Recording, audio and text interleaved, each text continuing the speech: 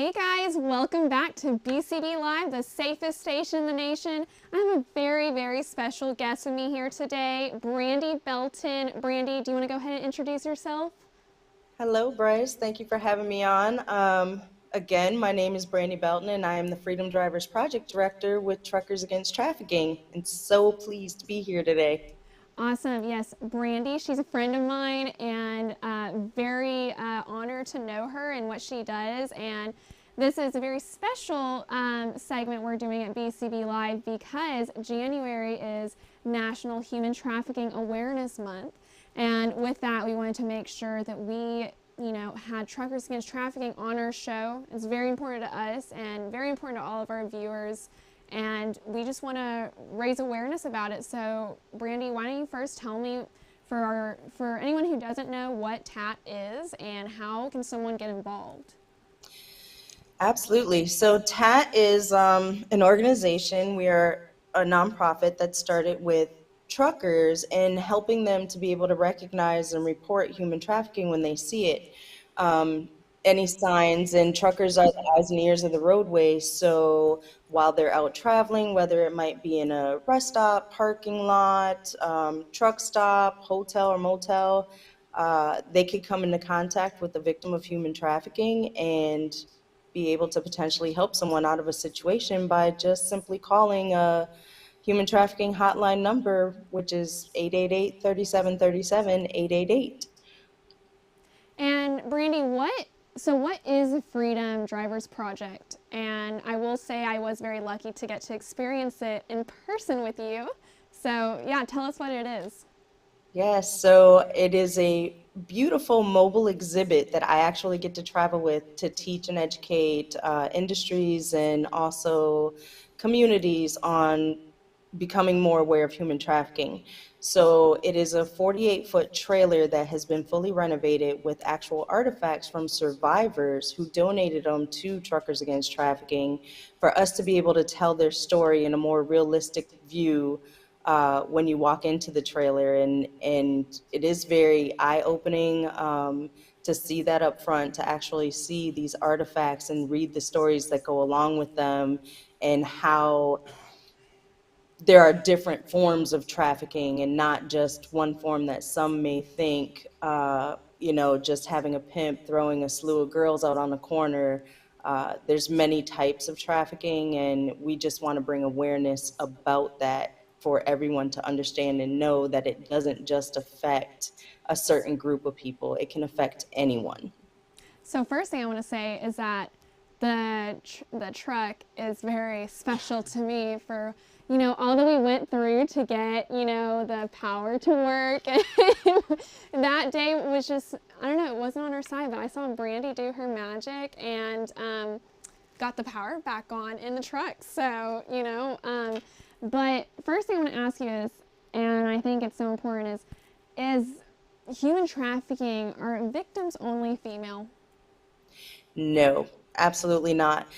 Human trafficking can affect anyone who is vulnerable or susceptible to a trafficker. So whether that is a woman, man, child, anyone from the LGBTQ community, homeless, runaways, anyone who is vulnerable and susceptible to the forceful and manipulative methods that traffickers use to entice and bring in someone under them. They're going to do anything to make a profit off of a person, and they treat them, as if they're not even human beings.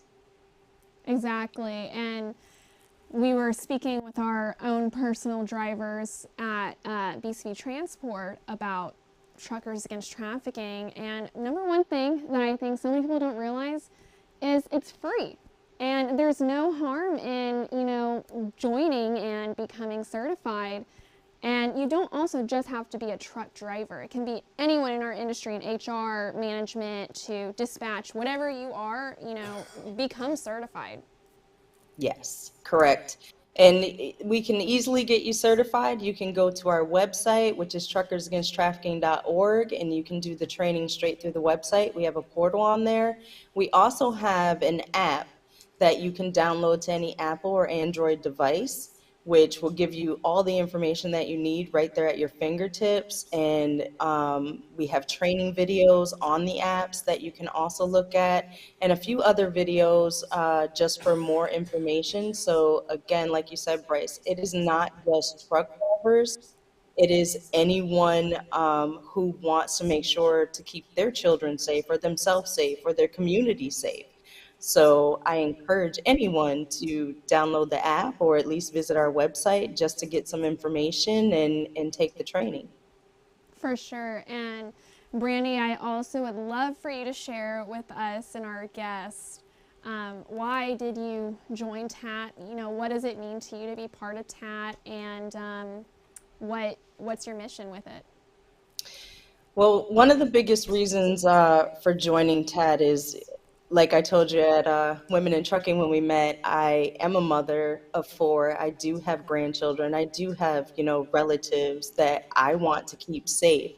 And the biggest thing about that is being able to teach and educate your children at home, to know what to look for when they do go out into the world or into the public, or even, with a family member, because we have familial trafficking, which happens just in a home with a relative possibly.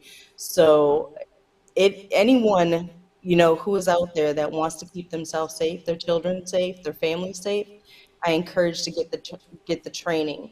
And how I got involved, I was a longtime Walmart associate, and after leaving Walmart, I have a friend who is a truck driver with Walmart, and he was involved with TAT, and he kind of introduced me to TAT. So when I left Walmart, this opportunity came up, and he told me about it, and I applied, and they love me, and I love what it is and what the cause is and how I can help people and travel and just be able to educate anyone out there in the United States and even Canada now.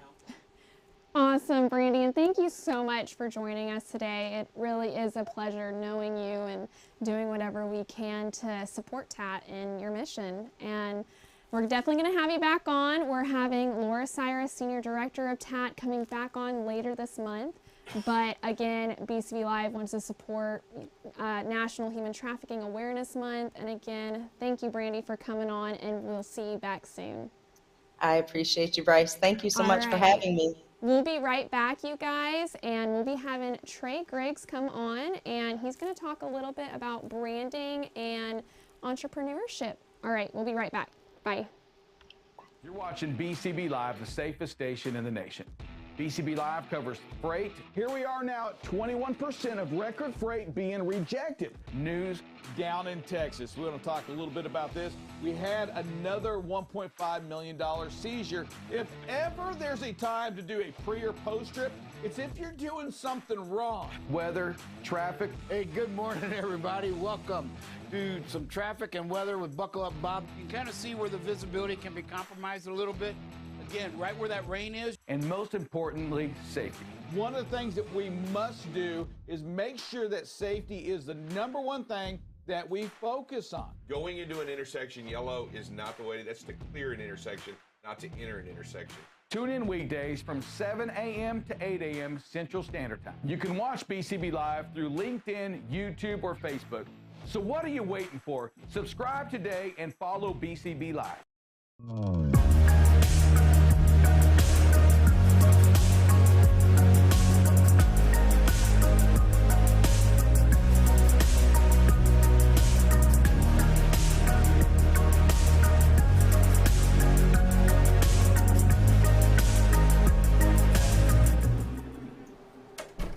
Hello, everybody. Welcome to BCB Live, the safest station in the nation. Drive safe. Dave here, along with Trey Griggs. What's going on, Trey?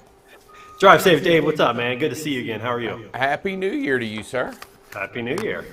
Have they figured out the House of Representatives yet? I cannot. It's driving me insane. I don't even pay attention to that right now. I honestly haven't even been paying attention to it. Have you not? Dude, they can't pick a speaker. They can't pick a speaker. It's 3 days. Oh, I did see that. But yeah, I don't know where it's they're at. driving me crazy. I'm telling you. And you know, the whole government shuts down with no speaker.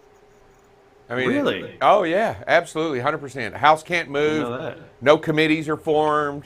no money's being spent, and you know how crazy they go when they can't spend money in Washington. Dude, that's the truth. Although I wouldn't mind a few days of shutdown. That wouldn't actually hurt me too bad. Those guys can think through what they're doing and give us a break. Oh, it just hurts the stock market. All right, here we go, Trey. Let's talk a little bit about it.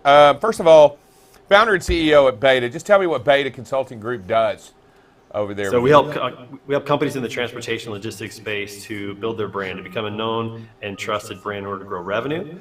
We do that by helping them with their lead generation through search engine optimization. We help them build their brand through understanding their culture, their mission, their vision, their core values, how they're messaging internally, how they're messaging externally, what they're doing on social media. We help companies with blogs, creating content like client testimonials, video testimonials, all kinds of stuff that is all around building their brand to become known and trusted to grow their revenue. You know, and I'll tell you, it's not, you don't have to look very long and hard to understand how important it is that the transportation industry build a better image. I mean, it's just something that has to be done, and I think it's great that we're working on. Trey, if you could talk about last year, now that we've closed up last year, it was weird, to say the least. Why don't you not only describe last year to yourself and what you learned, but what you got out of it the most from last year? Yeah, I mean, I think the one word that I would use would be adventure. I mean, it was an incredible year. My first year as an entrepreneur, my first year in business, for myself and building a team. There was a lot going on, from starting the business to acquiring clients, which it's one thing to acquire clients for a company working for. It's another thing to acquire clients for you. That's a whole new ballgame as a founder-led sales organization. Going in on podcasting, going all in, that was a blast. I absolutely love that. Found that to be a real joy for not only me, but providing positive content for a stressful industry like transportation was awesome.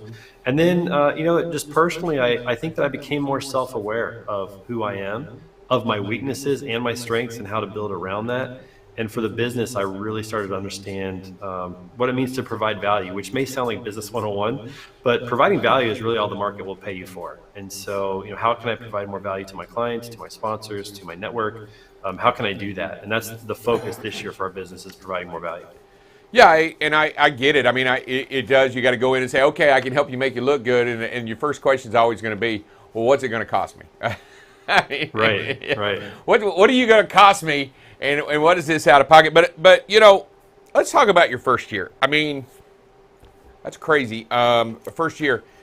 Let's just say I was going to start a business this first year. What are like 5 key things you would tell me right off the bat besides don't do it? What would be the 5 key? What would probably be the 5 key things or anything like that? Maybe 3, maybe 5 that you might tell me that I didn't actually look at this, but I found this out to be very important. Well, I think for any founder or somebody who wants to start a company, the very first thing I would recommend that they do is to spend time, probably 3 to 6 months, really building their network out in the industry that they want to play in, the space they want to play in. Build out their network, get to know the people who are movers and shakers, who are getting things done, talk to people who have been a little bit further down the road, who have had a business for a couple of years, and ask them questions. Building a network also provides opportunities that you may not have had otherwise. I mean, my clients have come to me from building my network on LinkedIn. That's how I've acquired almost all of my clients, is the relationships and the foundation that I built through that. So that'd be number one, is to focus on building your network, because truly the saying, your network is your net worth, I think that's really true.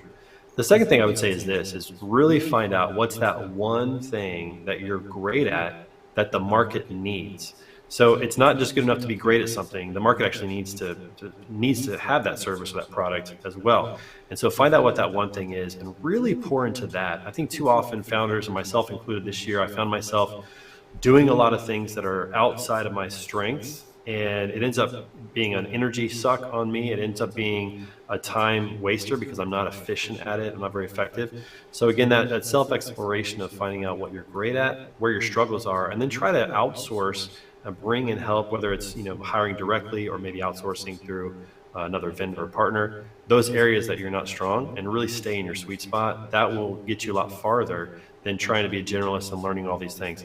Is it important that I know finances? Yeah, I need to learn that. That's a part of being a CEO that I need to learn, but that's definitely not my strength. And so how can I bring in some people that can help with that, help me learn, teach me the things that they know, and help me become a better CEO? But that's definitely not my strength. And so I would offer those 2 suggestions off the bat.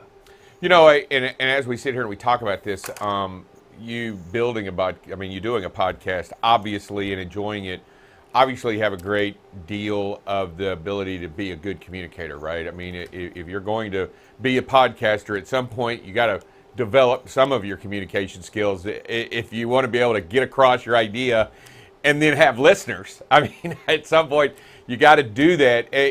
Communication, how important that is that not only with who you do and your new salespeople, but also also in your own team. Well, I'll say this. I think communication is the number one skill that an employee or an employer should look for in a new team member. Whether that's verbal communication, whether it's listening, whether it's written communication, the ability to write is one of, I think, the most undervalued or underestimated qualities that a person brings to a company, because it shows that they can organize thought, it shows that they can process, they have language skills, and that usually translates to good communication in other aspects as well, being a good listener, taking good notes, staying organized, communicating verbally really well, clearly and effectively. So that's the number one skill that I look at when I look at a prospective team member is, can they communicate? Can they write? And it's kind of an odd maybe thing to say, but I heard that, I started thinking about that, it made a lot of sense to me, and it's paid dividends for us. Yeah, I think that's great. I should introduce you to some of the guys over in the IT department. I don't even know if they know how to put 3 words together in a sentence. That's a specific skill. Maybe they don't need it as much, but certainly for branding and marketing what we do. Yeah, I'm just saying, those guys over there, I'm like, complete sentences, guys. I don't know what you're saying. I just put them together. Words right, put a verb in there. Bullet points to get it done. It's good enough. And as we talk about communication, how has that played a significant role in you developing this podcast? Well, the goal of my podcast is threefold. It's to entertain, educate, and inspire. We are in a very stressful industry of transportation and logistics. I want to bring a level of entertainment. I want to bring some education. I want my guests to be able to speak in a way that the audience can take something with them. And I want to inspire people to continue to get better, to continue to grow. And so my job as the host of Standing Out, my job as the host of Word on the Street, is really to put people in great positions to tell their stories and share their expertise. So I view my job as teeing it up and letting them hit it out of the park. And so it requires me to think through and understand what they do, understand their business, dig in a little bit to who they are and ask some good questions, and then really to sit back and let them tell their story. And one thing that the podcast hosting position has helped me to do is to become a really good active listener, because I like to listen to what they're saying and then throw in another question that I had not even thought about. I'm not really the kind of podcaster that has a series of 20 questions. Some people do that and they're very effective. I tend to be more conversational. So if you're a guest on my podcast, I'm going to let you tell your story. But something that grabs my attention might also grab the attention of the audience, and I want to dig in a little bit deeper to that. So being an active listener has been really, really important for that. Yeah, I can follow that along. Bryce creates a set of questions. We call them more guidelines than actually a list, because I'm off. So most of the time I'm off the rail right off the bat and trying to find out. Right? I mean, that's not possible. Oh, yeah, definitely. So let's talk a little bit about your podcast. What is one of your favorite guests all time that really, you just say, hey, you know what? This one right here, I felt was solid. You know what? If you get a chance, go listen to this one. Man, that's a tough question, man. I've enjoyed so many of them. The ones that come to mind is I did a podcast at TIA with Chad Olson of AVRL. Really enjoyed that one. That guy's just an amazing guy, really insightful, doing some cool stuff in technology.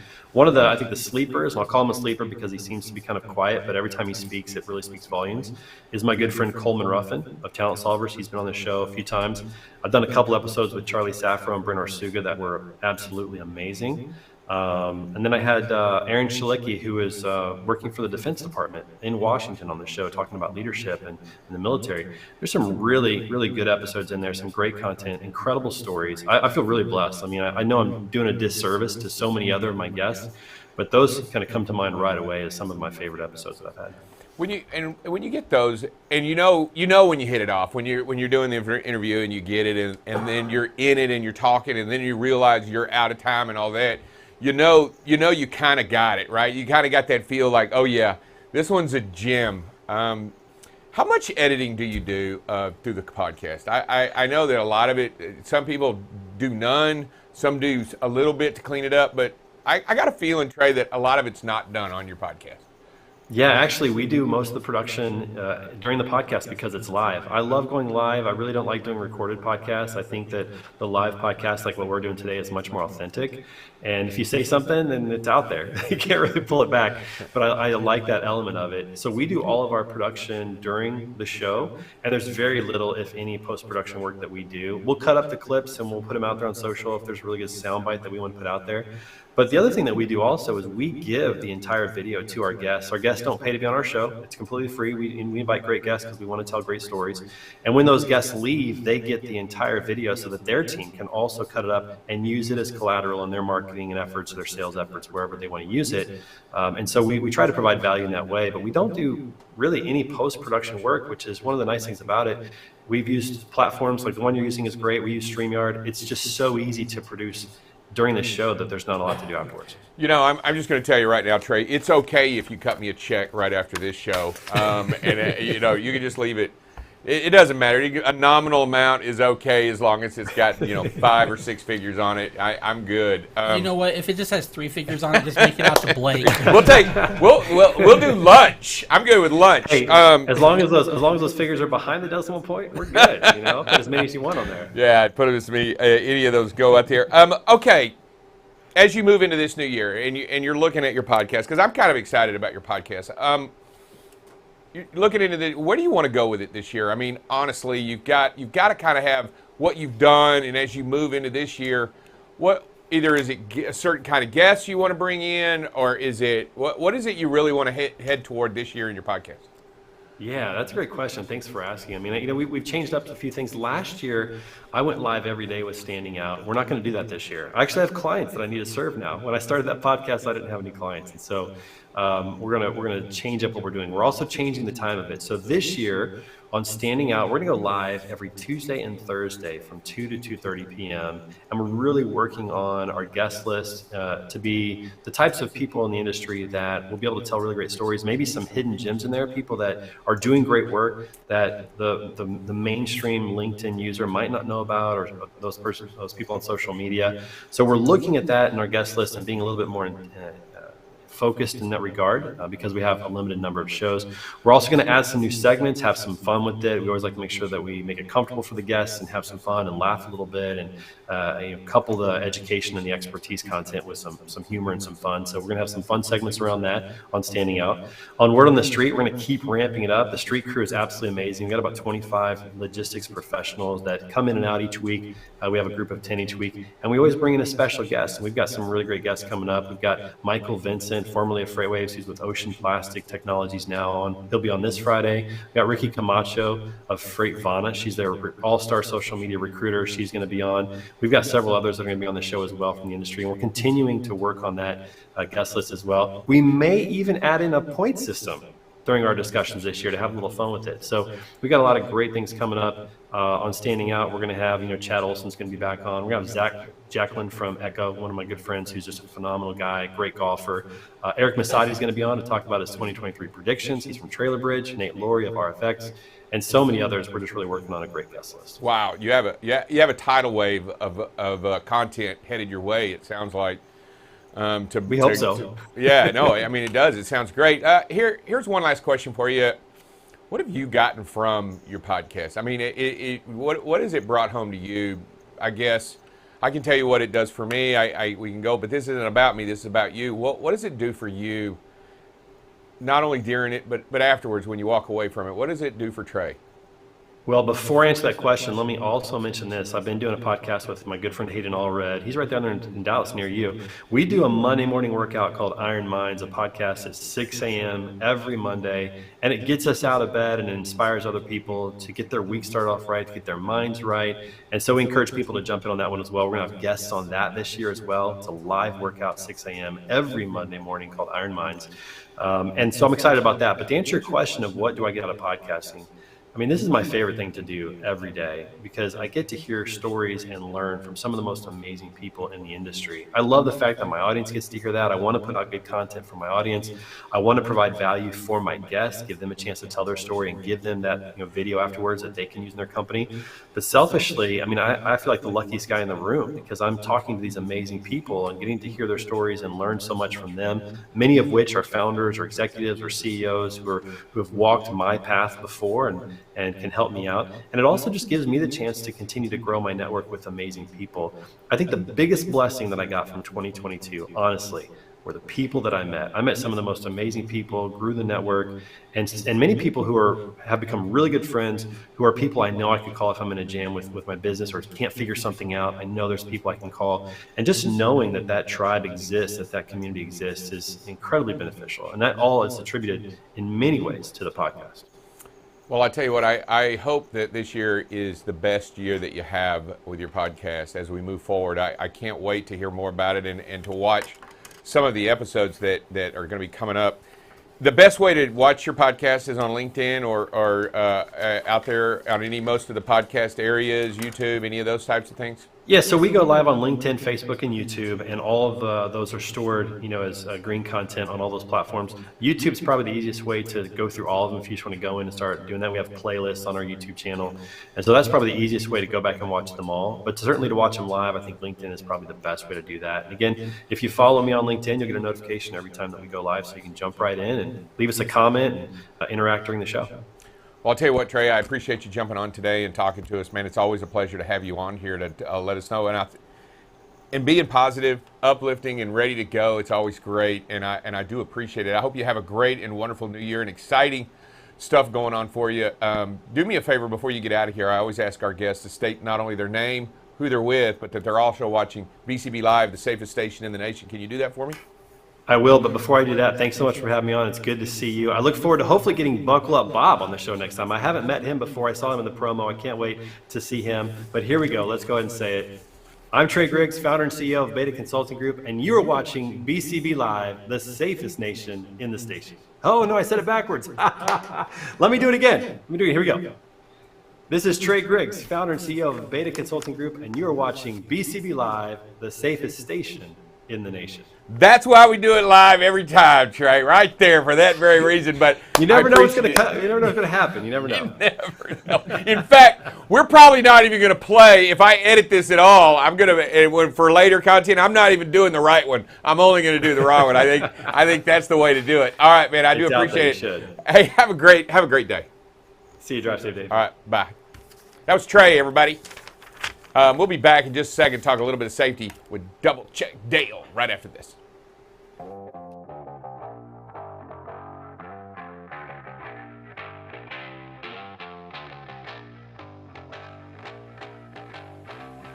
That happens, the service that trucking company that the next driver receives is bad. Energy problems that we're having and not releasing it and over in Russia and the restrictions of fuel and our international trade, I see that compounding it and making it really difficult because I guarantee you, when it gets cold and the distillates are starting to get running at a higher premium, diesel's going to go up.